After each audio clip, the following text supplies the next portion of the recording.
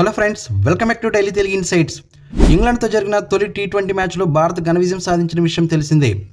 ముఖ్యంగా పర్యాటక జట్టులో విధ్వంసకర బ్యాటర్లు ఉండడంతో పోరు హోరాహోరీగా ఉంటుందని అందరూ భావించారు. కానీ తీరా మ్యాచ్లో ఇంగ్లీష్ బ్యాటర్లు తుస్సుమనిపించారు. భారత బౌలర్లు దాటికి స్వల్ప స్కోర్లకే పరిమితమయ్యారు. ఇక స్వల్ప లక్ష్యంతో బరిలోకి దిగిన భారత్ ప్రత్యర్థి బౌలర్లపై పూర్తి స్థాయిలో ఆధిపత్యం ప్రదర్శించింది. ముఖ్యంగా ఓపెనర్ అభిషేక్ శర్మ దన్నదన్ ఇన్నింగ్స్ ఆడాడు. దీంతో టీమిండియా ఘన విజయం సాధించింది. తొలి టీ20 మ్యాచ్ ఫలితం తర్వాత England star pacer Jofra Archer స్పందించాడు. భారత బ్యాటర్లకు అదృష్టం కలిసి రావడంతోనే తొలి టీ20 మ్యాచ్లో రాణించారని, రెండో మ్యాచ్లో అది జరగనివ్వమని చెప్పుకొచ్చాడు. శనివారం జరిగే రెండో టీ20 మ్యాచ్లో ఆతిథ్య జట్టును కట్టడి చేస్తామని ధీమా వ్యక్తం చేశాడు. కోల్కతాలోని ఈడెన్ గార్డెన్స్ పిచ్ నాకు బాగా నప్పింది. ఇతర బౌలర్లతో పోలిస్తే నాకు ఎక్కువగా సహకరించినట్లు అనిపించింది. మా జట్టులోని ఇతర బౌలర్లు కూడా బాగానే బంతులేశారు. అయితే ఆ మ్యాచ్లో భారత బ్యాటర్లకు అదృష్టం కలిసొచ్చింది. వారు ఆడిన షాట్లలో కొన్ని బంతులు గాల్లోకి లేచాయి, కానీ అవి మా ఫీల్డర్లకు దూరంగా పడ్డాయి. రెండో మ్యాచ్లో అది జరగనివ్వం, సమిష్టిగా రాణిస్తాం. భారత్ను 40 పరుగులకి 6 వికెట్లకే కట్టడి చేస్తాం అని జోఫ్రా ఆర్చర్ విశ్వాసం వ్యక్తం చేశాడు. టీ20 మ్యాచ్ల్లో చేజింగ్ సమయంలో పవర్ ప్లే అనేది కీలకం. బౌలింగ్ చేస్తున్న జట్టు ఆ సమయంలో కనీసం 3-4 వికెట్లు తీస్తేనే మ్యాచ్పై పట్టు సాధించే అవకాశం ఉంటుంది. తొలి మ్యాచ్లో అది చేయలేకపోయాం. మేము చేసిన ప్రయత్నాలు విఫలమయ్యాయి, కానీ తర్వాత మ్యాచ్లో తప్పకుండా గెలుస్తామని ఇంగ్లాండ్ పేసర్ వ్యాఖ్యానించాడు. కాగా తొలి టీ20 మ్యాచ్లో ఇంగ్లాండ్ నిర్దేశించిన 133 పరుగుల లక్ష్యాన్ని భారత్ 12.5 ఓవర్లోనే ఛేదించింది. అయితే జోఫ్రా ఆర్చర్ మాత్రం మెరుగైన ప్రదర్శన చేశాడు. 4 ఓవర్లు వేసి 21 పరుగులు మాత్రమే ఇచ్చాడు. 2 వికెట్లు పడగొట్టాడు. రెండో టీ20 మ్యాచ్ చెన్నై వేదికగా రాత్రి 7 గంటలకు ప్రారంభం కానుంది. ఇదిలా ఉండగా team India pacer T20 specialist bowler Harshdeep Singh చరిత్ర సృష్టించాడు. టీ20లో అత్యధిక వికెట్లు పడగొట్టిన భారత బౌలర్గా రికార్డులు క్రియేట్ చేశాడు. అతి తక్కువ కాలంలోనే ఈ ఫీట్ సాధించిన ప్లేయర్గా నిలిచాడు. ఈడెన్ గార్డెన్స్ వేదికగా జరిగిన తొలి టీ20 మ్యాచ్లో బెన్ డకెట్ను అవుట్ చేసిన హర్షదీప్ ఈ అరుదైన రికార్డును తన పేరిట లిఖించుకున్నాడు. ఈ క్రమంలోనే యుజ్వేంద్ర చాహల్ను బీట్ చేశాడు. 2022 జూలైలో భారత్ తరపున టీ20లో అరంగేట్రం చేసిన ఈ ప్లేయర్ అనతి కాలంలోనే నమ్మదగ్గ బౌలర్గా మారిపోయాడు. కొత్త బంతితో వికెట్లు తీస్తూ చివరిలో పరుగులను కట్టడి చేస్తూ ప్రత్యర్థులకు కళ్ళెం వేస్తున్నాడు. ఈ క్రమంలోనే భారత్ తరపున టీ20లలో అత్యధిక వికెట్లు తీసిన బౌలర్గా నిలిచాడు. ఈ మ్యాచ్లో 2 వికెట్లు తన ఖాతాలో వేసుకున్నాడు హర్షదీప్.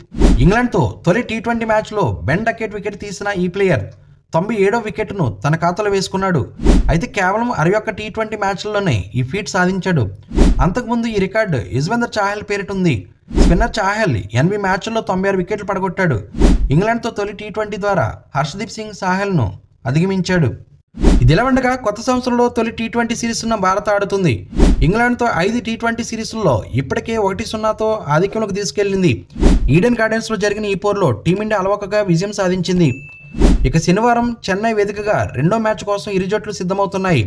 ఇంగ్లాండ్ తమ ఫైనల్ స్క్వాడ్ను ప్రకటించగా ఫైనల్ స్క్వాడ్లో ఎవరుంటారన్నది ఆసక్తికరంగా మారింది. అందులోనూ ఒకే ఒక్క భారత పేసర్పై అందరి దృష్టి ఉంది. చెన్నైలోని చెపాక్ స్టేడియం భారత్ ఇంగ్లాండ్ జట్లకు రెండో మ్యాచ్కు ఆతిథ్యం ఇవ్వనుంది. చెన్నై పిచ్ ఇటు స్పిన్తో పాటు పేస్కు కూడా అనుకూలంగా ఉంటుంది.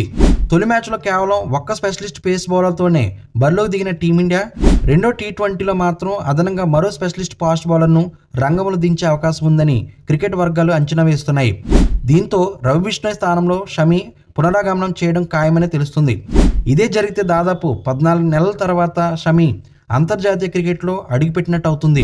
హర్షదీప్తో పాటు కొత్త బంతిని షమి పంచుకుంటాడు. మూడో పేసర్గా ఆల్రౌండర్గా హార్దిక్ పాండ్యా ఎలాగా ఉన్నాడు, కానీ తొలి మ్యాచ్లో కొత్త బంతితో అతడు పెద్దగా ప్రభావం చూపించలేదు. భారీగానే పరుగులు సమర్పించుకున్నాడు. నితీష్ కుమార్ రెడ్డికి అటు బౌలింగ్తో పాటు ఇటు బ్యాటింగ్లో కూడా అవకాశం రాలేదు. రెండో మ్యాచ్కు అతన్ని పక్కన పెట్టి స్పిన్ ఆల్రౌండర్ వాషింగ్టన్ సుందర్ని తీసుకొచ్చే ఛాన్స్ లేకపోలేదు. వరుణ్, అక్షర్ పటేల్ తొలి మ్యాచ్లో అద్భుత ప్రదర్శన చేశారు. అప్పుడు 3 పేసర్లు 3 స్పిన్నర్లతో బౌలింగ్ విభాగం సమతూకంగా ఉండనుంది. తొలి టీ20లో భారత ఓపెనర్లు అభిషేక్ శర్మ, సంజు శాంసన్ శుభారంభం ఇచ్చారు.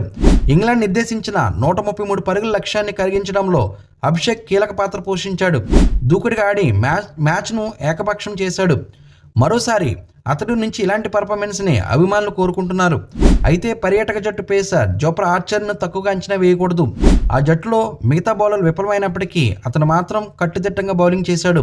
రెండో టీ20లో భారత్ను ఓడిస్తామని ఇప్పటికే ఓ స్టేట్మెంట్ కూడా ఇచ్చేశాడు. తొలి మ్యాచ్లో డెకౌట్ అయిన కెప్టెన్ సూర్యకుమార్ ఫామ్పై ఆందోళన అవసరం లేదు. కొన్ని షాట్లు కనెక్ట్ అయితే అతను ఆపడం ఎవరి తరం కాదని గతంలో ఎన్నోసార్లు నిరూపించాడు. భారత్ ఫైనల్ స్క్వాడ్ ఈ విధంగా ఉండే అవకాశం ఉంది.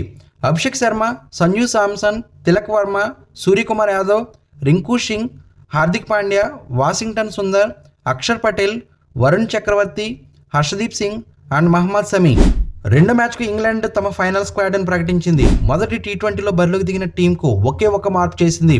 పేసర్ గస్ అట్కిసన్ స్థానంలో బ్రేడన్ కార్సీకి ఛాన్స్ ఇచ్చింది. మిగతా టీంలో ఎలాంటి మార్పులు చేయలేదు.